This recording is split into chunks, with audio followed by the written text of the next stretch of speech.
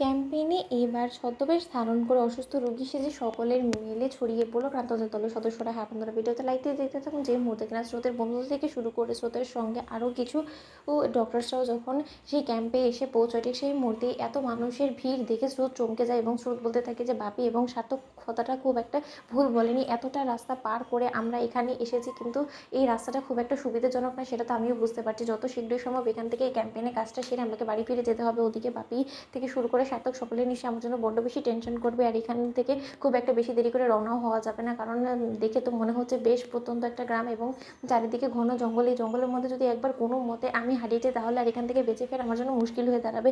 আমাকে সাবধানতার সঙ্গে এখানে পা ফেলতে হবে।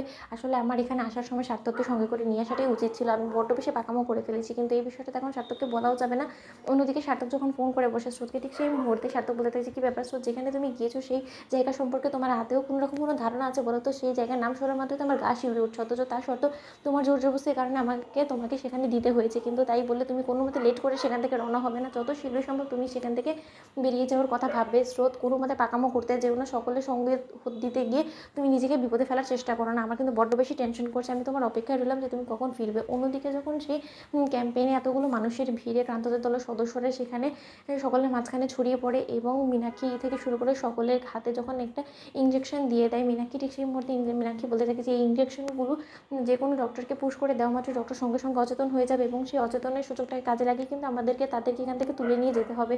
অন্যদিকে ক্রান্ত বলতে থাকে যে তোরা সকলে তৎপর থাকবি, আর কাউকে তোলার আগে অবশ্যই এটা ভেবে নিবি যে সে কতটা পারদর্শী এইসব কাজে, কারণ আমরা যে কাজের জন্য এদেরকে তুলে নিয়ে যাওয়ার কথা ভাবছি, এতে করে কিন্তু আমাদের ওদের যথেষ্ট পরিমাণে অভিজ্ঞতারও পরীক্ষা নিতে হবে। কারণ ওরা যদি অভিজ্ঞ না থাকে এই বিষয়ে, তাহলে কিন্তু তাদেরকে এখান থেকে তুলে নিয়ে গিয়ে আমাদের কোনো রকম কোনো লাভ হবে না।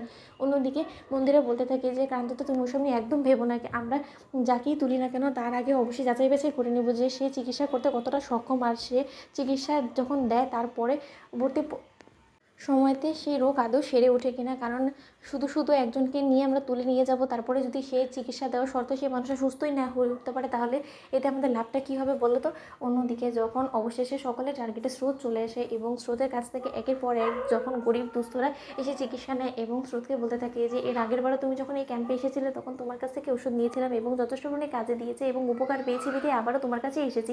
অন্যদিকে স্রোত বলতে থাকে যে এটাই তো আমার সবথেকে বড় পাওনা, যে আপনাদেরকে সেবা দিতে পেরে আমি এতটা উচ্ছ্বাসিত, আমি কি বলবো, আমি বলে বোঝাতে পারি না। আপনি আমাকে একটু বললেন না যে আমার ওষুধ খেয়ে আপনিও সুস্থ হয়ে উঠেছেন, সেটাই আমার পরম পাওনা। আপনি শুধু আমার জন্য একটু আশীর্বাদ করবেন, আমি যাতে আরও বড় ডাক্তার হতেও পারি। অন্যদিকে কথা বলা মাত্রই ক্রান্ত বলতে থাকে যে এই মেয়েটাকে তুলে নিয়ে যেতে হবে, এই মেয়েটা আমাদের বেশ কাজে দিবে। তখন তাহলে লাইক, শেয়ার করে সাবস্ক্রাইব করতে ভুলো না।